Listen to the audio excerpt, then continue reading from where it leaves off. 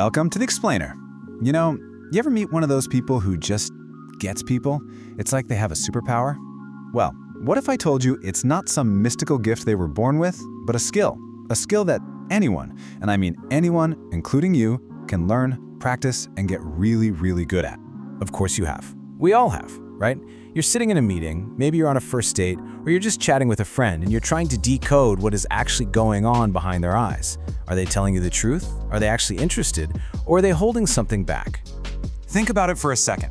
Every single person you meet is basically a black box. You can't see their thoughts, their feelings, their real motivations. They're all totally hidden from you.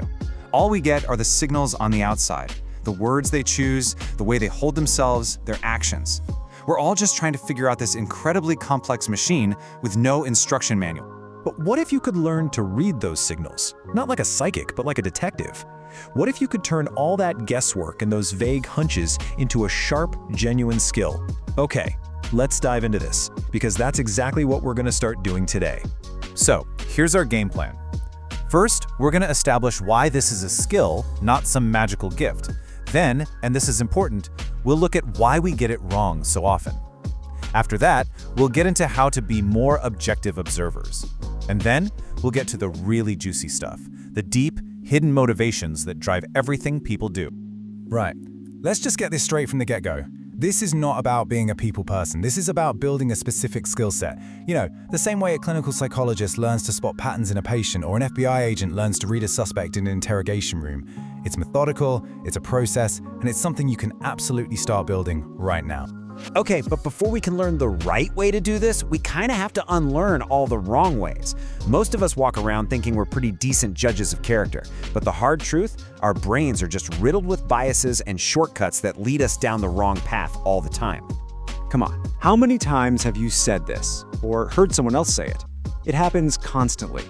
We make a snap judgment, and then our brain does this sneaky little thing called confirmation bias. We start looking only for evidence that proves our first impression was right, and we totally ignore anything that suggests we were wrong. It's why we remember the one time our gut was right and forget the 50 times it was way off. So it really boils down to these 4 big traps that we all fall into pretty much every day. Let's walk through them one by one so you can start spotting them in the wild. First up, context is everything. A single action, a single data point, is totally useless on its own. So a guy crosses his arms. Does that mean he's defensive and closed off? Or is the air conditioning just cranked up too high? Someone says the wrong name. Is that a Freudian slip revealing a deep secret? Or did they just get 4 hours of sleep last night? Without context, a single action is just noise. You have to look for patterns. And this leads right into our second trap, culture. Oh man, this is a big one. The exact same cue can mean the complete opposite thing depending on where you are. Here in the US, for example, making eye contact generally means you're being honest and confident. But in other places, like Japan, holding someone's gaze for too long can be seen as aggressive, even disrespectful. If you assume your cultural rulebook applies to everyone, you're gonna make mistakes, fast. Okay, trap number 3, the baseline. Before you can spot behavior that's unusual, you have to know what's normal for that person. Let's say you have a new coworker who is super friendly, always smiling, touching your arm, laughing at your jokes. You might think, wow, they must really like me. But then, you watch them for a week, and you realize that's just how they are with everybody. That's their baseline. What's truly significant is when they deviate from that baseline. And that brings us to the biggest, trickiest trap of them all. You. Your own stuff. Your own fears, your past experiences, your secret assumptions.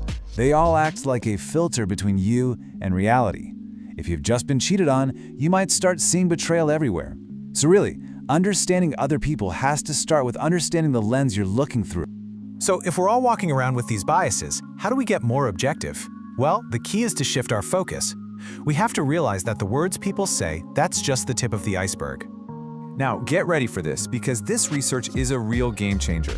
Only 7% of what we communicate comes from the actual words we use. A whopping 93% is nonverbal, 55% is body language, and 38% is our tone of voice. This is why we have to become experts at reading the whole person, not just listening to their script.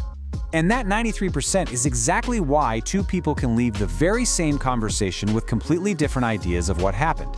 One person was listening to the polite words being said. The other person was picking up on the tense posture and the hesitant tone of voice. It's like they were tuned into two different radio stations. No wonder it feels like you were in two separate realities. This ability actually has a name. It's called social intelligence, and there's this fascinating test for it, developed by psychologist Simon Baron-Cohen. He shows people pictures of just a person's eyes and asks them to guess the emotion. It's a pure test of your ability to tune in to those tiny nonverbal cues. It's a measure of empathy, really. You know, most people are kind of shocked by their scores on that test. The average is about 26 out of 36 correct. Think about that. If you're average, that means you're misreading the emotion in someone's eyes almost a third of the time. Makes you wonder, doesn't it? What else are you missing? It just goes to show there's always room to improve this skill. Okay, now we're getting to the heart of it all. To really truly understand why people do what they do, we have to go deeper. We need to look under the hood at the engines that are actually driving behavior. And we're going to use two really powerful models to do that: Carl Jung's shadow self and Freud's pleasure versus pain principle. Let's start with the first model. This one comes from the legendary psychologist Carl Jung, and it's called the shadow self. We've all heard this joke, right? The guy going through a midlife crisis who buys a bright red sports car. It's a total cliche, but it's a cliche for a reason. It points to a deep psychological truth that we all kind of get on an intuitive level. Sometimes, people's outward behavior is a massive overreaction to something they're hiding inside. So Jung's big idea was that our personality is basically split in two. You've got the conscious self, he called it the persona. That's the mask we wear. It's the polite, organized, successful version of us that we show to the world. But then, there's the shadow. And the shadow is where we stuff all the parts of ourselves we don't like or that we think are unacceptable. Our rage, our fear, our pettiness, our vanity. And trying to hide that shadow self, it's like trying to hold a big beach ball underwater at the pool. You can do it, sure, but it takes a ton of energy, and you can't hold it down forever. The more you push it down, the more force it builds up, and eventually, it's gonna pop up to the surface, usually when you least expect it, in a sudden outburst of anger or a weird self-sabotaging choice. Now, one of the sneakiest ways the shadow makes an appearance is through what's called projection. This is a defense mechanism where we take a quality we can't stand in ourselves and we pin it on someone else. So for example, someone who is deeply insecure about their own intelligence might be the first person to call everyone else's ideas stupid. So next time you see someone get unreasonably angry about a small flaw in another person, ask yourself, am I watching their shadow in action? All right, on to our second model. If the shadow is all about depth and complexity, this next one is beautifully, almost brutally simple. It was made famous by Sigmund Freud, and it explains a huge chunk of our day-to-day behavior. At our most basic, primal level, what some people call our reptile brain, this is all we're programmed to do. Seek pleasure, avoid pain. This part of our brain doesn't care about logic or long-term consequences. It just knows two things. I want what feels good now, and I need to get away from what feels bad now. And this is such a powerful lens to look through.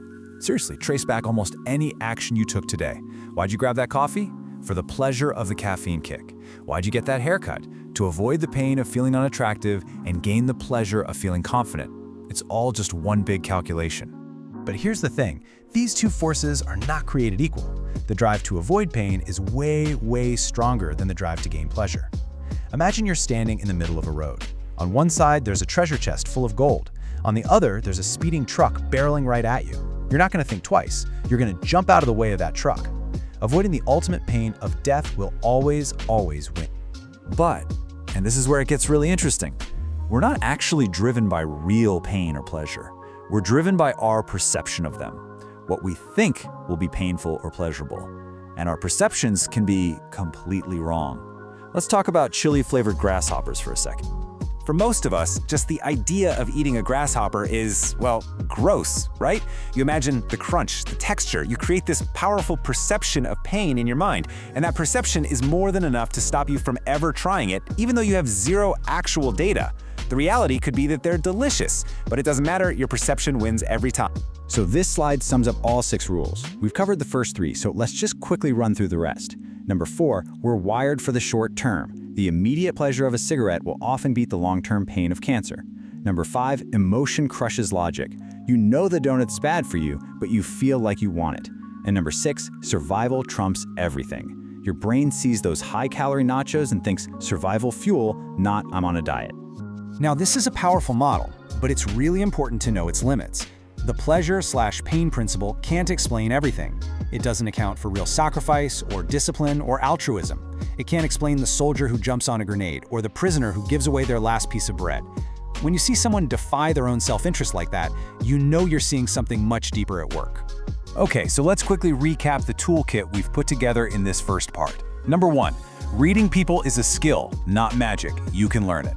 Number 2, watch out for those 4 traps. Always check the context, culture, baseline, and your own biases.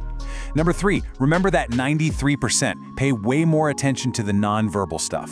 And finally, start looking for the deep drivers, the hidden shadow self, and that primal push and pull between pleasure and pain. This is really just the starting point.